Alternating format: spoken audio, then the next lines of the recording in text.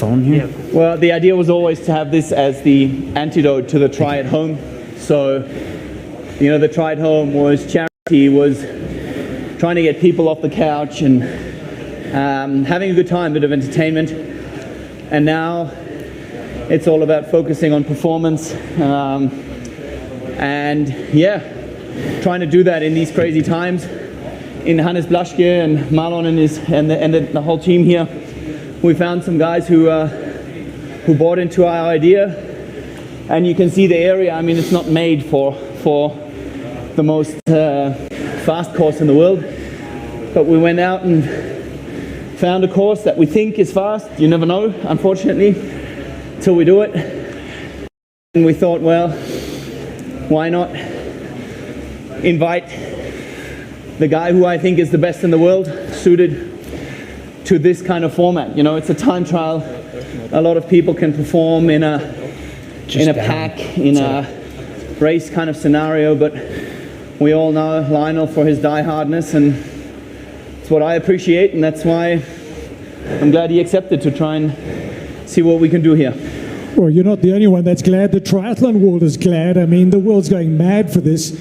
Lionel, when you started in the triathlon world, you got, I wouldn't say criticism, but kind of taken the mickey out of, made fun of, that all your training was indoors. And I remember seeing this one video of you where it looked like you were riding outside, but you were on the trainer on the load bay of a truck. But I would imagine with all that training indoors, Zwift has changed your life, changed your training. Well, I got into the indoor training just because I got hit by cars so many times. But once I started doing it, I just realized how valuable the training is, and you don't have to worry about stop, focus purely on good training. And then so I was doing all my training just staring at a wall basically, and then Zwift came around, and wow. It just changed my whole perspective and made indoor training that much more enjoyable. It was always a great form of training, like in terms of benefit, but then to have this social aspect, to have workouts programmed in, go down the list. I mean, there are negatives, especially, I mean, as trainers have improved, there's no negatives. There's really, I mean, you got to go outside every now and then, of course, to learn to handle the bike. But otherwise, if you want to become, certainly for triathlon, a good biker, I would highly recommend spending a lot of time on your trainer on Zwift. Jan, for you as well, there was a time when everything was happening outdoors, but there was an incident in Australia which drove you indoors. Yeah, it's become a safety thing for me where I really, had a close call, but a close call with intention, We all have close calls and things go up and down, but somebody telling me that they intended to actually get me with a truck was kind of an eye-opener. Having 2 kids really made me realize, sport is beautiful, but there is life after and around sport. So I took to Zwift. I hated indoor training. I couldn't stand it. How bad his cornering was. And then I got on Zwift and I was like, man, this guy's onto something. This is good. And it's something that's actually allowed me to close the gap on the bike a little bit. Whereas previously, I struggled. So I think it's definitely a great way when you're not training your normal values at 2,100 meters. Pushing 250 watts whilst doing a press conference to the world on tribattle.com. You mentioned Lionel's cornering abilities, but you've created a bike course, it would seem, for the Zwift Tri-Battle Royale with very few corners. As a matter of fact, you've brought Daytona to the Allgäu. We've got the Canyon corner, that big banked turn, which means no slowing down on the bike course. Well, actually, we brought the velodrome to the course, and there's no man in Canada that's ever been faster than Lionel. So I'm personally really looking forward to having that little bit of a skate park in the middle of an Ironman, something technical. It's good. Seriously, can somebody turn it down, please? Where's the Zwift guy? Turn your erg mode off. So Lionel, Turn his erg mode off with the companion app. Lionel, whilst we're talking about the bike, I mean, you fly across from Arizona, you arrive and Mach einfach hier unten. you go for a nice 90 little oder sowas. swim, and then they show you this canyon corner. I mean, Okay, kannst du what do you think? These Germans are crazy? Das ist auch gut, ja. I think the attention to detail is amazing, and it's. I mean, literally, I don't think we can create a course that's going to be any faster ever. So, the bar will be very, very high. I saw Jan when showing you and interpreting the signs at the swimming pool, telling you Yes, it was which good. lane, I needed that for sure. which lane you should be swimming in. Which was a nice little dig that you guys had, but it's a friendly rivalry. But it's the bike where you hope to do all the damage, is it not? Well, I have no other place to do damage, unfortunately. So either you catch them on the bike or you don't catch them. That's all there is to it. So But then I your came 1 here to hour, play. So your 1 hour record, I mean, that'll give you lots of confidence on this course. well, there's only first and last place in this event. So you know, what's the worst that's gonna happen? I'll finish last place. So Podium. I guess I'm guaranteed a podium, but Well, you could it's not say saying too much. there's only first and second. However you like to look at it, for sure. So we're going to be letting the media ask some questions, but I do have some questions from media that was sent to us beforehand. The first one from one of our gonna media fail. in Spain, Gonzalo from Triatletas en Red. Buenos dias to all the friends in Spain, and I know that you live in Girona, so the question actually is for Lionel Sanders. Will Lionel Sanders emigrate to Girona if Frodo wins the battle to improve the next face-to-face? Worf keeps saying I'm soft because I'm not living in Europe, so we'll see. We'll see about that. You look at the people that have won, the world championships in the last couple of years, they all seem to be coming from Europe. They all seem to be coming from the same place, actually. So there must be something right happening here. And when I see the level of and the thinking that's gone into this, and just, I think the passion, I think I see why. And so that's contagious. I come to this event, and I'm deeply inspired. Whatever happens on Sunday, whatever. But I am deeply inspired by just how amazing this team has been.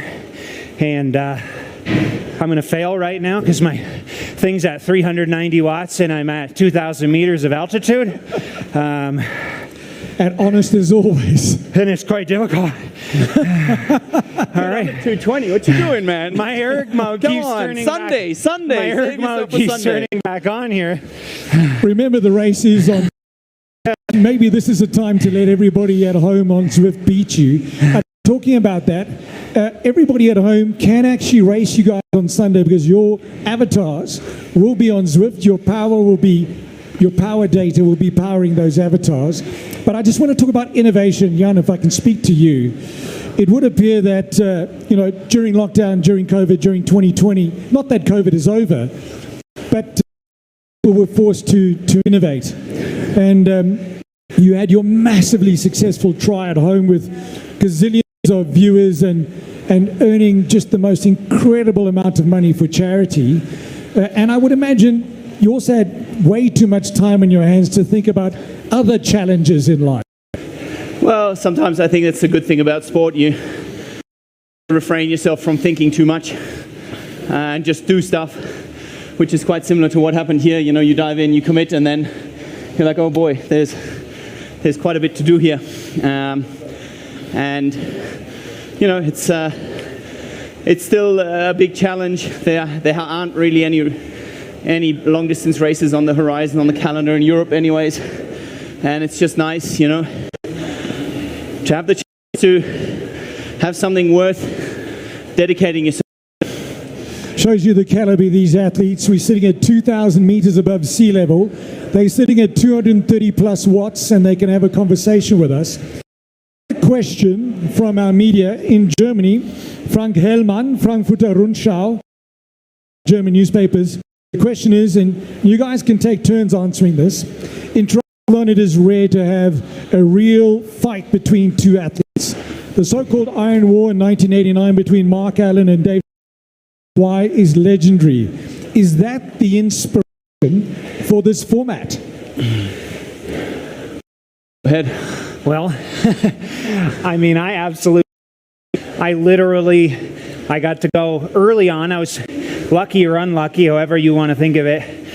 I caught Oceanside in 2015, early on in my career, and I got to go toe-to-toe with him for 5K. Then I blew up. He went on to win. I had a painful second half of the run, but I tasted it for a second. And I literally have spent, I would say that experience has motivated most of my training to do that again. And every time I face him, I can't do it. Every time I get better in all three disciplines, every time he's better too.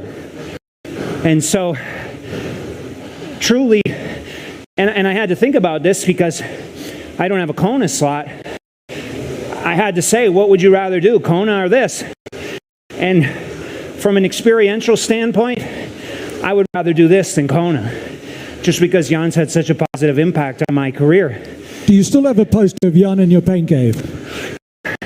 I don't have any posters up anymore. I actually really want to get back into, I had a quote wall, and like, I had the whole wall filled with stuff. I've just been moving around a lot, so I'm going to stay in one place for a bit and bring the Jan poster back out for sure. So the Chinese have a saying that every time you lose, you get that closer to winning. Surely, therefore, the converse applies. Jan Frodeno, you appear indestructible. You appear to never lose when you start. But the form book and past results don't truly reflect the future, do they? Well, that's definitely true that it doesn't have any say about the future.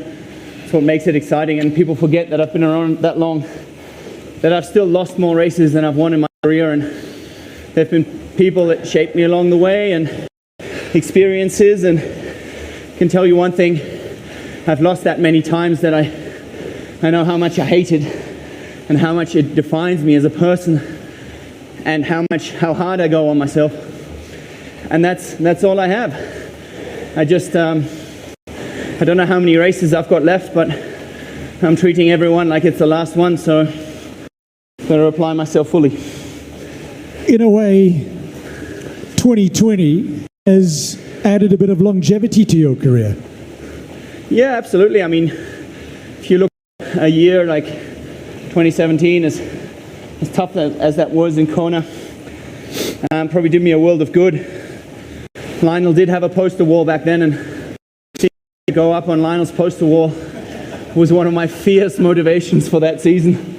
It really was. I was like, who's this guy? Why is he up on my wall? So, no, genuinely, it's you learn, and the good thing about age is you get to appreciate things differently, and that drives your approach, and that's sometimes quite a lot more. Even though it seems like you're more relaxed about it, it's actually more performance than may seem. I've got a question from Allgäu GmbH Tourism here in Germany, Simona Zempfennig. The question is, Jan, it's not your first time in the Allgäu. What's the special attraction of the Allgäu for you? Does this classify the Allgäu with other regions in terms of sport, nature, and leisure? And would you come here with your family just to relax? The big attraction to me is Käsespätzle and Käsebrezen.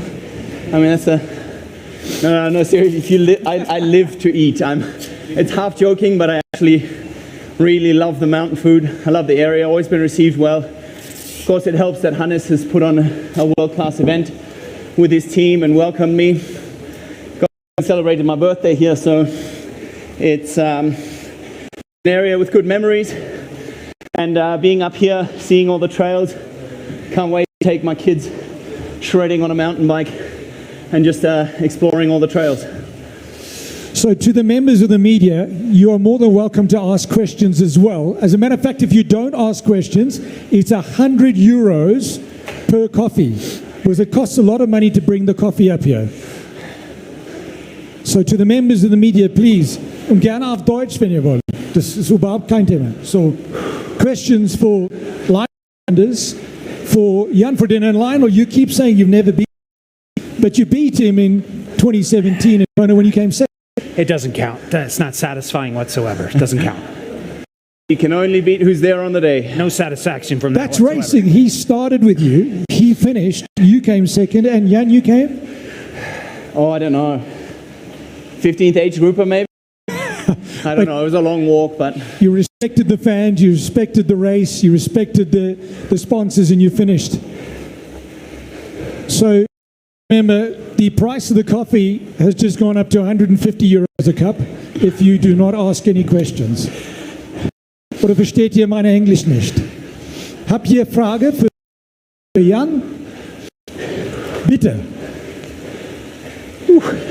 Can you turn the How's the altitude going there, guys? turn the erg off again? it's cool down mode, which is pleasant. So we... how many kilometers you done? We've done 8.5 K. We've got seven minutes left. Talk to us without the sweat and breathing. Well, you can slow down. I mean, you don't have everybody at home. You're going to beat them on Sunday in any case. How many people have you got riding with you? 215. 215. So, right. Let's talk about...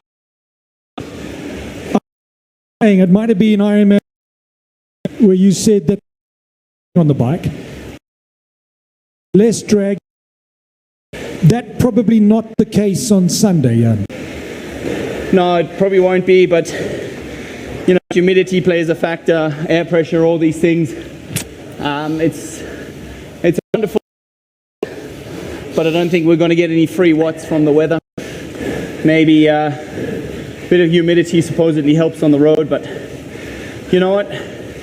Good thing is we're going to make the best of it and just solid hit out. Try and get as close to that 4-hour mark as we can. Lionel, have you had a chance to check the road surface? Because, I mean, Jan's talking about air pressure and things like that, but the road surface also is a massive factor. And typically in this region, it's billiard smooth, which makes it really quick. Yeah, I did a little test session on Wednesday. Not on the course, but pretty well, like right next to the course. And 303 watts for 44 kilometers an hour. So it's good. It was pouring rain. I mean, that's a pretty quick surface in the pouring rain. So better pavement than I really have ever experienced, ever. So you can run pretty high air pressure, and it's certainly a low 4-hour course. Just is it a sub 4-hour course? And if it's a sub 4-hour course, then, well, I would say the 7:35 time probably is in jeopardy. Is that the plan? I don't have any. I mean, you have to talk to the boss. I think the boss is here to race you. So, boss, what do you say? I say the faster we can go, the better. It really is. You know, I think the last time I'll ever go for a record of speed sorts, anyways, intentionally. I think big races are very different, and of course we've poured our heart and soul into it. Event that's all about performance and at the same time having a bit of fun. You know, being up here, just having crazy ideas and making them work. So, of course, that would be crowned if we can break the world record. And I mean, it would be awesome if we could both break that world record, and I just hope I'm the first to do it. It's going to be a massive, massive day on Sunday. Absolutely ginormous, but very, very Had a different. 7:29 poster up instead of the face for a while there, which That was my only poster up, actually. I figured Jan's in his mind, he was thinking, what's funny is years ago when I first got into this, if you remember the Real Starkey, that like triathlon parody kind of thing, and I went in there, you know, just a naive kid, and I said, I think the human limit is 7:30 or just under 7:30. And it's funny how life works because I think Jan thought I was saying in Kona, but he said, no, 7:30 is not possible. But I'm pretty sure in his mind, in the training for this event, he was thinking, I'm going to break 7:30. And so I said, well, if I'm going to race him, then I need to start thinking that way too. So I put that poster up on the wall. I put 7:29:30. So 28:15. all right. So I already Bets see, I on. just don't set the bar high every time. The bar is always Do I set hear too low. 28? Do I hear 27? 27 going once. Talking about setting that, we're also setting the bar very high in terms of the production, in terms of what we're taking to the world with a massive live TV production, helicopters, multiple cameras, drones. It's free of charge to the world on multiple TV channels, online as well. Jan, Lionel, you're used to the slight energy of all the other athletes, the spectators, the venue. You don't quite have that. It's just very much so. In the left corner, Lionel Sanders representing corner, Jan, Deutschland. Yeah, it's I think it's an event adapted to the times. The difficulty is still there, and there are lots of thought that goes into this. And one of the big and showing the legitimacy should we make any of our claims come true. You know, the triathlon community loves a bit of data, but I think it adds a certain legitimacy for those who are watching the sport from the outside. And even more so because you can actually, for the first time ever, as I know, follow a world record attempt live, pedaling and running along. And I think that's pretty cool. It's just another way of saying, hey, guys, we're not putting on a show. We're not doing this for the money. We're not doing this to have a beating of our own chest to say who's the best. We just want to go out and see what we can do. And come and join us on the journey. They can join you. Everybody at home can join on Zwift the whole day long, but also join online, and we'll also be taking question comments from our viewers all day long. Lionel, we're getting very close to the final seconds of your of the torture in Innsbruck. This was a very hard ride. I have to take tomorrow off biking, I think. Final words for Jan before Sunday. This is amazing. I mean, what an opportunity. This is truly the opportunity of a lifetime. That's why it took me 3 seconds to say yes, because, I mean, I get the opportunity to race the best guy, I believe, to ever do it, in his prime, going for a record, and I get to do it in Germany, too. I mean, it's absolutely amazing. And I came here for one thing, and one thing only, and I intend to push him. I intend to push the limit, and we'll find out. Jan. Yeah, again, thanks Lionel, thanks for making the time, making the trip. I know it breaks your training rhythm, your sleeping rhythm by large coming here, but I'm looking forward to the stretcher on Sunday. Game on. And that's why it is called Royale. Thank you very much. Thank you very much, Jan. Thank you to everybody who joined us on Zwift. Thank you for everybody on tribattle.com. Join us. We started about 8:15 on Sunday morning, the 18th, with exactly 1 month before you turn Exactly 1 month. Follow the live action all day. Dagger to the heart. But before stop completely, I think we need to give the microphone to another of our legends, Hannes Blaschke. Thanks, Paul. Hello, everybody. I want to just say some words. The best is that the road in front of the railroad station in Immenstadt is finally paved. So you two guys, you don't have to carry the bikes there. Immenstadt made it possible, and thanks very much. I told Jan already on the way up here that it's paved, and he said that he's going to give me 50 euros to buy some beer for the workers and for the people who made this possible. Thank you very much. Yep. Well, everybody knows in here the difference between having an idea and realizing an idea. Jan and Felix had an idea. Lionel jumped in. We from our triathlon jumped in. And there was, we developed it further and further of having that battle of just two guys in distance race, two world-class guys chasing the world record on a spectacular course here in the Allgäu. A format unique in triathlon history.